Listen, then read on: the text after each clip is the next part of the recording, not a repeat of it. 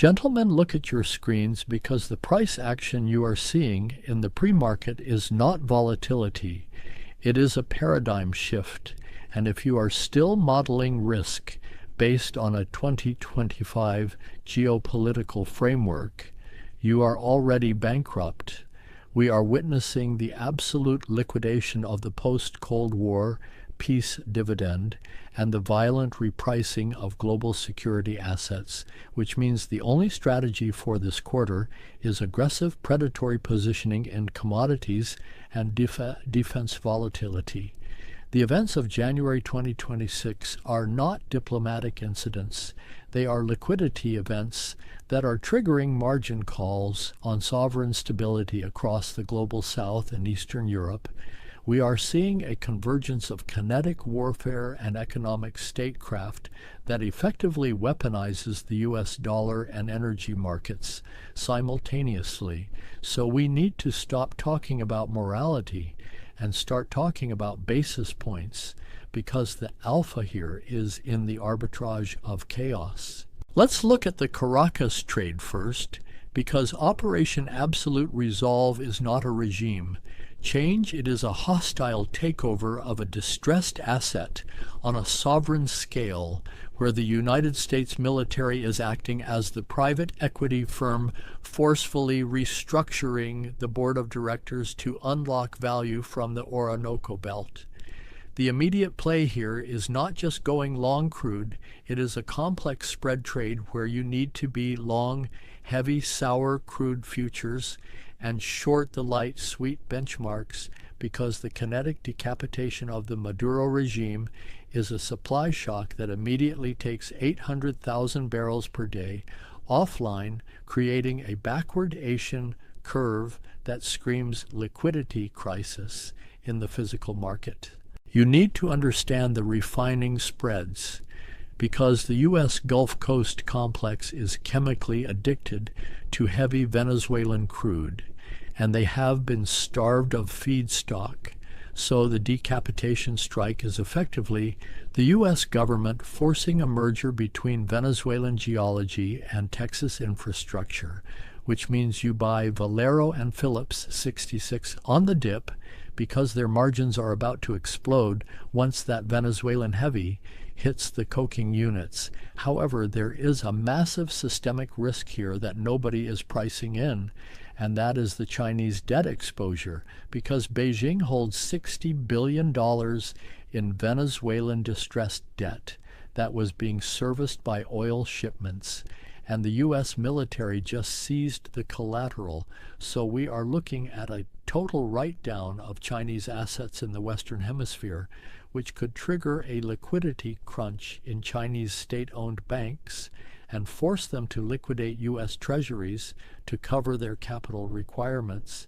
This is a dollar-strengthening event, but it is also a deflationary nuclear bomb for the domestic U.S. shale industry, because if Trump achieves his goal of flooding the market with Venezuelan oil to hit $50 a barrel, he is going to bankrupt the entire Permian Basin.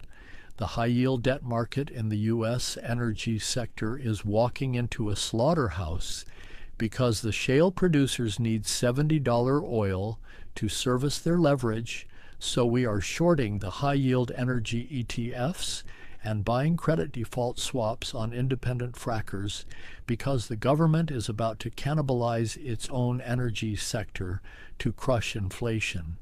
Now pivot to Eastern Europe, because the Orishnik strike is not just a missile attack. It is the technical insolvency of NATO's air defense architecture, and that means the risk premium on European assets just went vertical. When Russia fired a hypersonic vehicle at Mach 10 into Lviv with inert warheads, they were signaling to the reinsurance markets that no asset east of Berlin is insurable. Lloyd's of London is going to pull war risk cover for all logistics hubs in Poland and Western Ukraine, which creates a supply chain freeze that acts like a heart attack for the European industrial base. You need to dump the euro immediately, because capital flight is going to move from Frankfurt and Paris into the US dollar and Swiss francs as institutional investors realize that the Patriot missile batteries are obsolete against the new Russian delivery systems. This is a short signal for European manufacturing and a long signal for next-generation U.S. defense primes, because the failure of current interceptors means the Pentagon is going to have to spend $1 trillion on directed energy weapons and space-based sensors, so you buy Raytheon and Lockheed on the panic, but you short the European sovereigns because the cost of funding their own defense just rose by 300 basis points.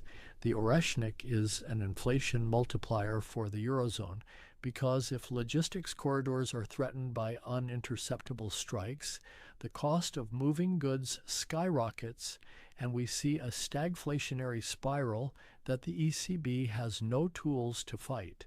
The systemic risk here is a collapse in confidence in Article 5, which would trigger a sell-off in Polish and Baltic sovereign bonds.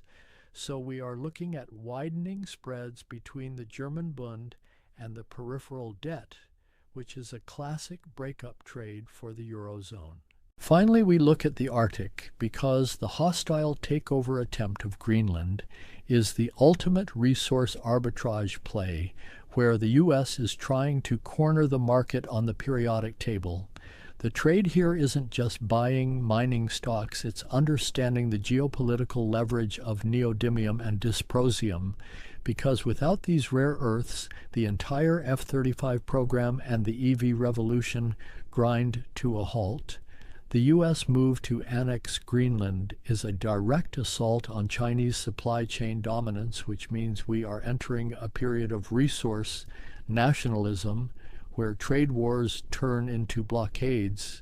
You want to be long the Australian miners like ETM and short the Chinese processors because the market is going to bifurcate into a Western supply chain and a Chinese supply chain, and the premiums for non-Chinese rare earths are going to go parabolic.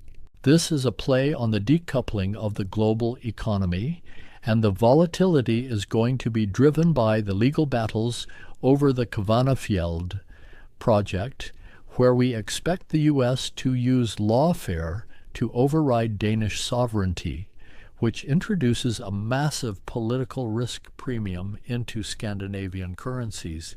The overarching theme of this Janus moment is the return of the risk premium to every asset class, because the era of free trade and open shipping lanes is dead, and we are entering an era of mercantilist conquest where the US dollar is backed not by trust, but by hypersonic missiles and seized oil fields.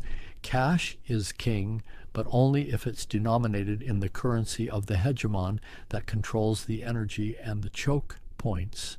So we are max long the US dollar, max short emerging market debt, and we are buying volatility on everything because the global order is being liquidated, and we are here to buy the assets at the bankruptcy auction.